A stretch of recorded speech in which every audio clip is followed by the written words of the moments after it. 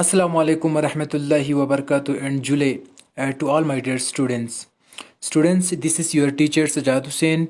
Once again, welcome you all.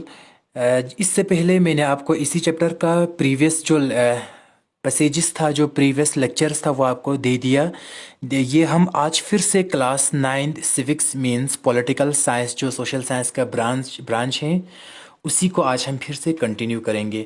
तो students, इससे पहले मैंने आपको बताया था कि किस टाइप के इलेक्शंस हिंदुस्तान में कंडक्ट किए जाते हैं, कंस्टिट्यूएंसीज क्या होता है, बाकी चीज़ें क्या होता है। तो उन सारे चीज़ों को मैं रिपीट नहीं करूँगा फिर से। आज हम बताएंगे कि हमारे इलेक्टोरल पॉलिटिक्स चैप्टर में रिजर्विड कंस्टिट्यूएंसीज क्या है। ठीक है, रिजर्विड कंस्टिट्यूएंसीज का मतलब ये है कि जब इलेक्शन होते हैं तो कुछ कंस्टिट्यूएंसीज को किसी मखसूस लोगों के लिए रिज़र्व करके रखते हैं। फॉर एग्ज़ाम्पल, हिंदुस्तान के अगर हम पार्लियामेंट के इलेक्शन की बात करें, जहाँ पे हम एमपीज़ को भेजते हैं, तो वहाँ पे क्या होता है। For example 543 member of parliament Hindustan के पार्लियामेंट में बैठते हैं। ठीक है, 543 एमपीज़ हमारे हिंदुस्तान के पार्लियामेंट में बैठते हैं। उसमें से यहाँ पे हम बताएंगे कि कितने सीट एससी के लिए मींस शेड्यूल कास्ट के लिए रिज़र्व करके रखा है और कितने सीट एसटी के लिए मींस शेड्यूल ट्राइब के लिए रिज़र्व करके रखा है, और इनको रिज़र्व करके क्यों रखा है। ठीक है, तो स्टूडेंट्स, इसको हम डिटेल में पढ़ेंगे। Our constitution entitles every citizen to elect his/her representative and to be elected as a representative. The constitution makers, however, were worried that in an open electoral competition, certain weaker sections may not stand a good chance to get elected to the Lok Sabha and the state legislative assembly. ठीक है students, they may not have the required resources, education and contacts to contest and win elections against others. सीधी सी बात है, simple सी बात है। ठीक है, हमारे हिंदुस्तान में अमीर, गरीब, पहाड़ी, शहर वाला, गाँव वाला, अनपढ़, पढ़ा लिखा, हर कस्म के लोग रहते हैं। तो जब भी हमारे इंडियन कॉन्स्टिट्यूशनल जो मेकर्स था 1947 के बाद जब हम आज़ाद हुआ, तो 1949 से लेकर 1950 इसी 1-2 साल में हमने अपने कॉन्स्टिट्यूशन को बनाया। तो कॉन्स्टिट्यूशन बनाते समय जो कॉन्स्टिट्यूशनल जो मेकर्स था, जो बनाने वाला था, उन्होंने काफ़ी सोचा। ठीक है, उन्होंने सोचा कि चलो हम अपनी इंडिया को डेमोक्रेटिक कंट्री तो बनाएंगे, लेकिन डेमोक्रेटिक कंट्री बना के क्या गरीबों को, क्या वीकर सेक्शंस को, क्या पहाड़ी लोगों को, क्या लोअर कास्ट को, क्या जो मतलब जिनको मजहब के नाम पे, ज़ात पात पे, जिनको शहर और गांव के नाम पे डिस्क्रिमिनेशन किया जाता है, क्या उन बेचारे लोगों को डेमोक्रेसी का कोई फ़ायदा पहुंचेगा कि नहीं।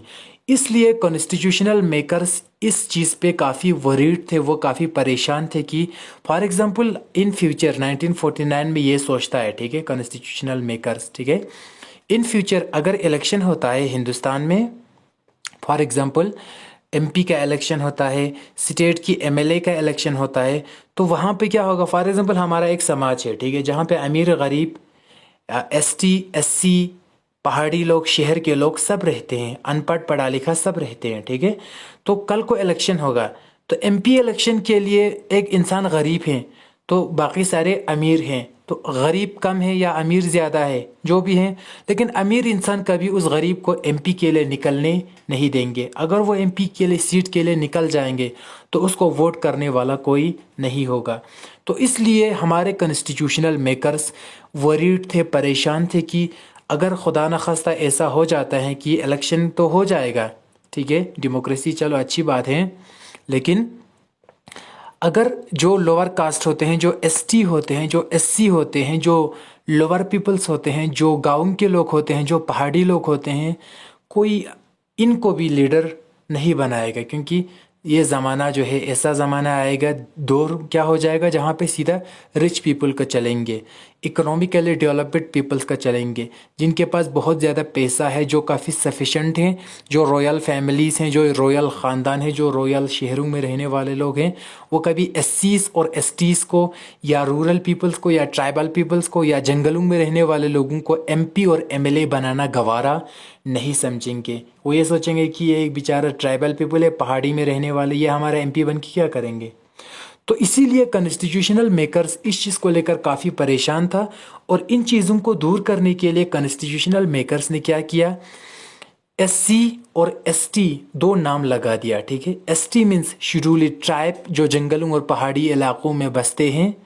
एससी मीन्स शेड्यूल्ड कास्ट जो हिंदुओं में या किसी और मजहब में अपर कास्ट और लोअर कास्ट हैं, ठीक है। तो अपर कास्ट हिंदूज क्या करता है, लोअर कास्ट को काफ़ी बहुत ज़्यादा अनटचेबल समझते हैं, ठीक है, इम्प्योर समझते हैं, उनको वो गलत समझते हैं, नापाक समझते हैं, गंदा समझते हैं।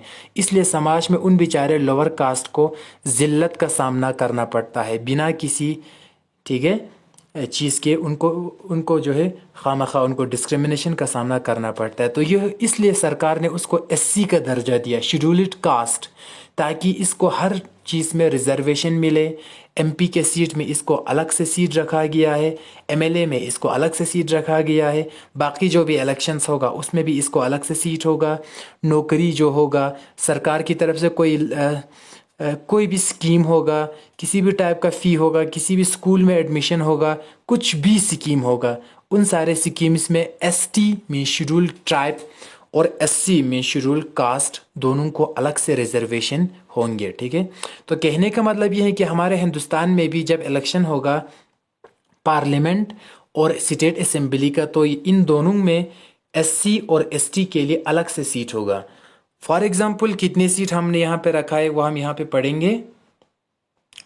तो लेजिस्लेटिव काउंसिल और असेंबली दोनों में इन दोनों के लिए अलग सीट रखा है ताकि इन बेचारों को भी पार्लियामेंट में जाने का मौका मिल जाए, ठीक है।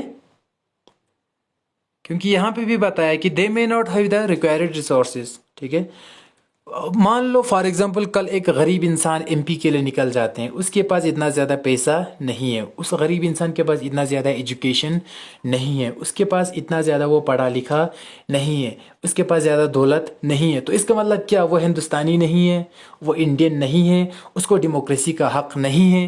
बिल्कुल हैं।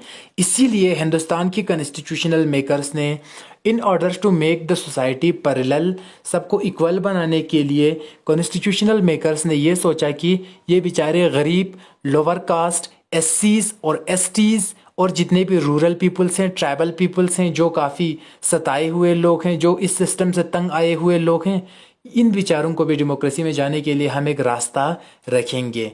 तो आपको भी पता है कि आज की इस सेल्फिश टाइम में कोई भी अमीर इंसान और अमीर सोसाइटी गरीब को अपना नेता बनाने के लिए वो गवारा नहीं करेंगे। इसीलिए रिजर्वेशन सिस्टम बनाया गया है। रिजर्वेशन सिस्टम में ये सारी चीज़ें होते हैं जहाँ पे आप जो है एक गरीब इंसान है तो आप एसटी हैं, आप एससी हैं, आपके लिए सीट रिजर्व रखा होगा। फॉर एग्जांपल पार्लियामेंट में 543 इलेक्टेड एमपीज हैं, तो उसमें से 87 एमपी शेड्यूल कास्ट का होना ही चाहिए, ठीक है। उस शेड्यूल कास्ट की सीट पे चाहे वो 87 हो या 47 हो, ये अप डाउन होते रहते हैं। यहाँ पे मेरे से गलती भी हो सकते हैं, ठीक है। तो ये मत कहना कि 87 है कि ये कुछ और है, ठीक है। ये कंफर्म मैंने अभी नहीं किया है, आई थिंक 87 है। तो शेड्यूल कास्ट के लिए मेंबर ऑफ पार्लियामेंट में जो इलेक्शन का जो सीट है, ठीक है, 543 एमपी में से 87, ठीक है, I am not sure about that, 87 seat किसके लिए रखा है, एससी के लिए रखा है, ठीक है। 87 पे सिर्फ शेड्यूल कास्ट वाले लोग फॉर्म भर सकते हैं, बाकी कोई भी आम इंसान आके उसकी जगह पे जो एमपी का सीट है वो नहीं ले सकता है।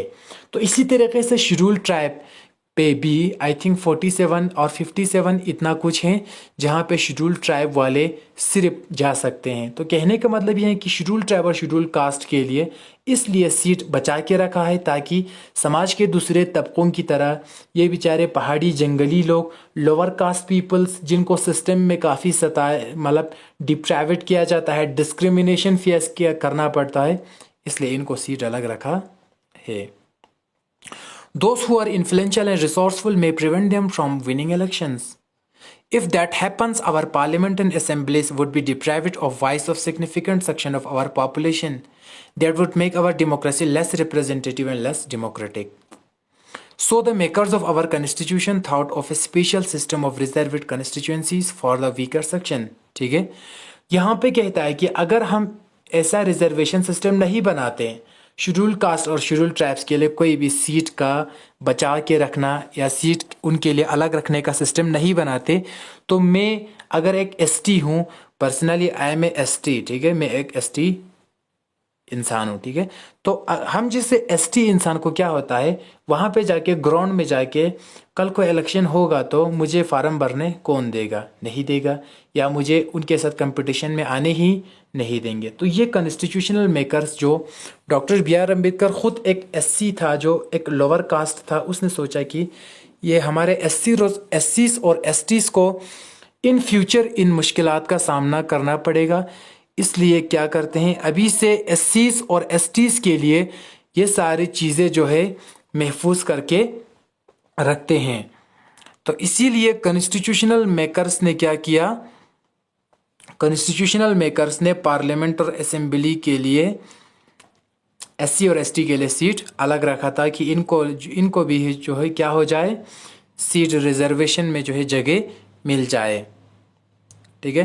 तो यहाँ पे और एक चीज़ ये कहता है कि अगर हम एससी और एसटी के लिए या किसी और समाज के डिप्रीविट या जो गरीब लोगों के लिए, पहाड़ी लोगों के लिए सीट बचा के नहीं रखते, उनको पार्लियामेंट में कोई जगह नहीं मिलता, क्योंकि हमारे हिंदुस्तान के 50% से ज़्यादा पहाड़ी लोग और गरीब लोग और एससी और एसटी लोग हैं, पुअर पीपल्स हैं, जो रूरल और रिमोट एरियाज़ में रहते हैं।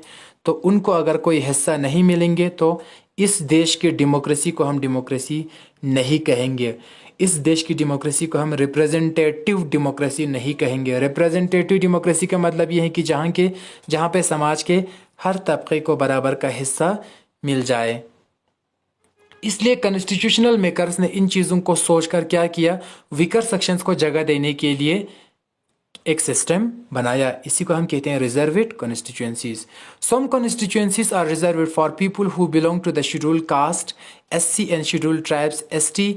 In SC reserved constituencies, only one who belongs to the scheduled caste can stand for election. अगर हम कुछ और कंस्टिट्यूएंसीज की बात करेंगे तो यहाँ पे क्या कहता है कि कंस्टिट्यूएंसी का मतलब ही यही है। फॉर एग्जांपल हमारे लद्दाख से एक एमपी जाता है, ठीक है, पार्लियामेंट में, तो लद्दाख कितना कंस्टिट्यूएंसी हुआ, एक कंस्टिट्यूएंसी हुआ।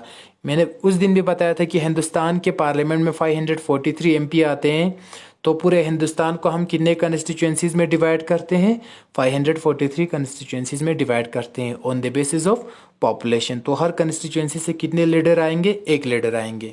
तो यहाँ पे ये बताया कि एससी और एसटी के लिए कंस्टिट्यूएंसी रिजर्व किया है। अगर हम एससी की बात करेंगे तो एससी के सीट पे, शेड्यूल कास्ट के सीट पे सिर्फ वही इंसान फॉर्म भर सकता है। फॉर एग्जांपल अगर मैं शेड्यूल कास्ट हूँ, मुझे शेड्यूल कास्ट सर्टिफिकेट हैं, तो सिर्फ मैं जाके एससी या शेड्यूल कास्ट के सीट पे फॉर्म भर सकता हूँ। अगर मैं कोई आम इंसान है तो मैं उसकी सीट पे फॉर्म नहीं भर सकता हूँ, ठीक है।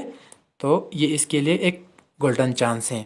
Similarly only those belonging to scheduled tribes can contest an election from a constituency reserved for ST. इसी तरीके से एक इंसान जिसके पास एसटी सर्टिफिकेट है, वो पहाड़ी इलाकों में या जंगलों में या वो काफ़ी हार्ड एरियाज़ में रहते हैं, तो उसके लिए एसटी का सर्टिफिकेट या एसटी का सीट उसका हक बनता है।